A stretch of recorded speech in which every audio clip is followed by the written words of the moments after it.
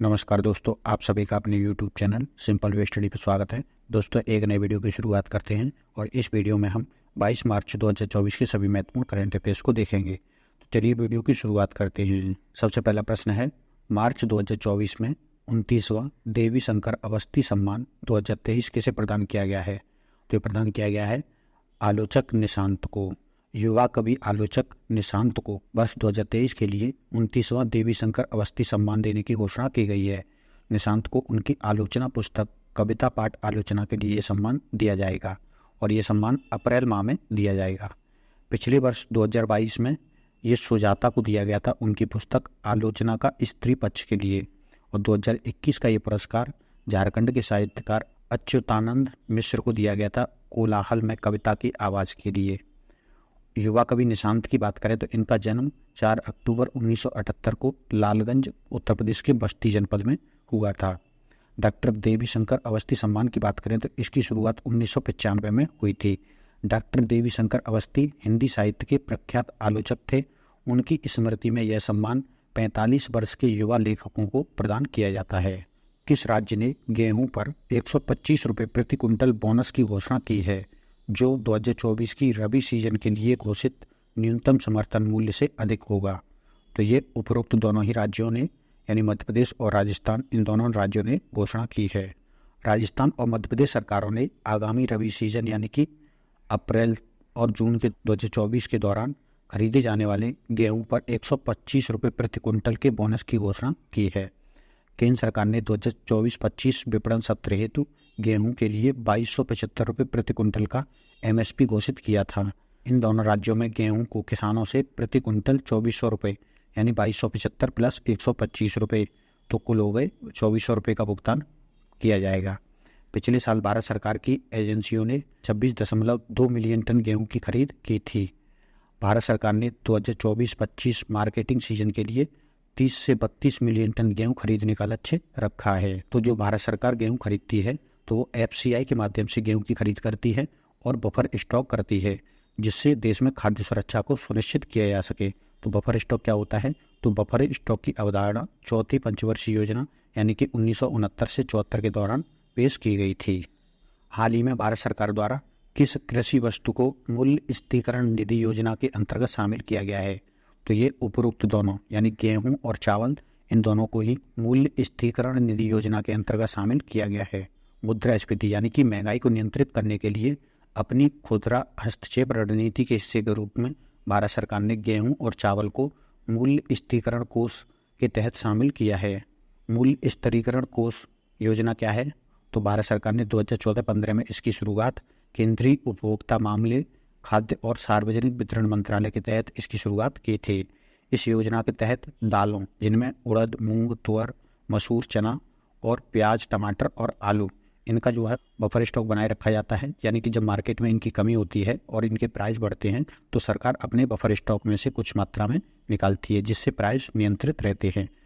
तो पहले इनको रखती थी, अब सरकार ने गेहूं और चावल को भी जो है बफर स्टॉक के रूप में रखने की, गेहूं और चावल को मूल्य स्थिरीकरण निधि योजना के अंतर्गत बफर स्टॉक में रखने की शुरुआत की है। और इसके तहत जो अनाज इकट्ठा किया जाता है तो उसको जो है भारत ब्रांड नाम से मार्केट में बेचा जा रहा है सरकार के द्वारा। तो ये भारत ब्रांड क्या है? तो केंद्रीय उपभोक्ता मामले, खाद्य और सार्वजनिक वितरण मंत्रालय ने लोगों को रियायती मूल्य पर खाद्यान्न और अन्य आवश्यक सामान उपलब्ध कराने के लिए भारत ब्रांड शुरू किया है। नाफेड और NCCF द्वारा भारत ब्रांड की वस्तुएं खुदरा दुकानों और ई-कॉमर्स प्लेटफॉर्म पर, जिसमें चावल 29 रुपये प्रति किलोग्राम, आटा 27.50 रुपये प्रति किलोग्राम और चना दाल 60 रुपये प्रति किलोग्राम पर बेची जा रही है। ठीक है। नाफेड क्या है? तो भारतीय राष्ट्रीय कृषि सहकारी विपणन महासंघ लिमिटेड है नाफेड। इसकी स्थापना 2 अक्टूबर 1958 को की गई थी। इसका मुख्यालय नई दिल्ली में है और वर्तमान में इसके अध्यक्ष डॉक्टर विजेंद्र सिंह हैं। और NCCF क्या है? तो भारतीय राष्ट्रीय सहकारी उपभोक्ता संघ लिमिटेड है। इसकी स्थापना 16 अक्टूबर 1965 को हुई थी और इसका मुख्यालय नई दिल्ली में है। खनिज उत्पादन सूचकांक में जनवरी 2024 में जनवरी 2023 की तुलना में कितने प्रतिशत की वृद्धि दर्ज की गई है? 5.9% की वृद्धि दर्ज की गई है। खनन एवं उत्खनन क्षेत्र का खनिज उत्पादन सूचकांक जनवरी 2024 में 144.1, जिसका आधार वर्ष है 2011-12, तो अब कितना पहुंच गया है ये बढ़ करके, तो 144.1 पर पहुंच गया है, जो जनवरी 2023 माह के स्तर की तुलना में 5.9% अधिक है।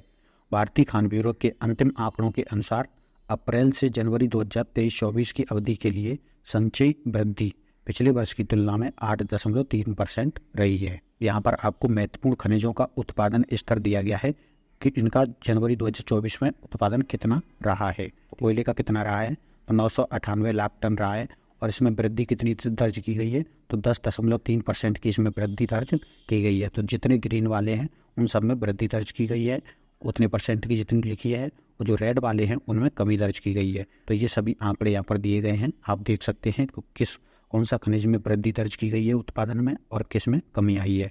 तो 3 खनिजों में कमी दर्ज की गई है, क्रोमाइट, सोना और फास्फोराइट, और शेष सभी में वृद्धि देखने को मिली है। विश्व वानिकी दिवस कब मनाया जाता है, तो मनाया जाता है 21 मार्च को। हर साल 21 मार्च को विश्व वानिकी दिवस या विश्व वन दिवस मनाया जाता है। 28 नवंबर 2022 को संयुक्त राष्ट्र महासभा के प्रस्ताव द्वारा 21 मार्च को अंतर्राष्ट्रीय वन दिवस घोषित किया गया। अंतर्राष्ट्रीय वन दिवस पहली बार 21 मार्च 2013 को मनाया गया। और 2024 का विषय क्या रहा है, तो वन और नवाचार, बेहतर दुनिया के लिए नए समाधान 2024 का विषय या थीम रही है। 2023 की थीम क्या थी, तो वन और स्वास्थ्य 2023 की थीम थी। अब हम अन्य महत्वपूर्ण खबरें देख लेते हैं। तो इसमें पहली खबर है, इसरो को चंद्रयान 3 मिशन में उल्लेखनीय उपलब्धि के लिए एविएशन वीक लॉरेंस अवार्ड मिला है। मानवीय मामलों के समन्वय के लिए संयुक्त राष्ट्र कार्यालय के अनुसार सूडान हाल के इतिहास में सबसे खराब मानवीय संकटों में से एक का सामना कर रहा है, यानी कि यह तीव्र खाद्य असुरक्षा का सामना कर रहा है। वर्तमान में 18 मिलियन से अधिक सूडानी लोग तीव्र खाद्य असुरक्षा का सामना कर रहे हैं, जो पिछले वर्ष की तुलना में 10 मिलियन अधिक है, और लगभग 7,30,000 सूडानी बच्चे गंभीर कुपोषण से पीड़ित हैं। चेन्नई सुपर किंग ने 21 मार्च 2024 को आईपीएल के सीजन 17 के लिए 2024 के सीजन के लिए ऋतुराज गायकवाड़ को अपना कप्तान नियुक्त किया है। और इनसे पहले कप्तान कौन थे, तो महेंद्र सिंह धोनी इनसे पहले कप्तान थे। अब ऋतुराज गायकवाड़ को कप्तान बनाया है। आयरलैंड के भारतीय मूल के प्रधानमंत्री लियो वराडकर ने व्यक्तिगत और राजनीतिक कारणों का हवाला देते हुए अपने पद और पार्टी नेतृत्व से इस्तीफा दे दिया है।